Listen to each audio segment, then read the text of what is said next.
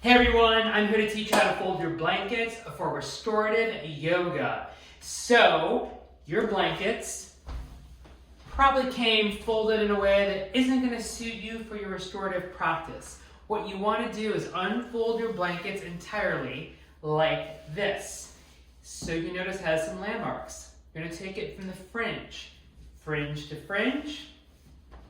Then, that's widthwise.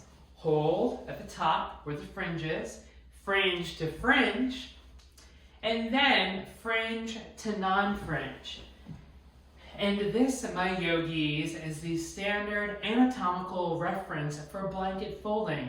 From here, we can fold or unfold the blanket in a variety of ways to support our body for back bends, shavasana, and inversions. Hope this was helpful.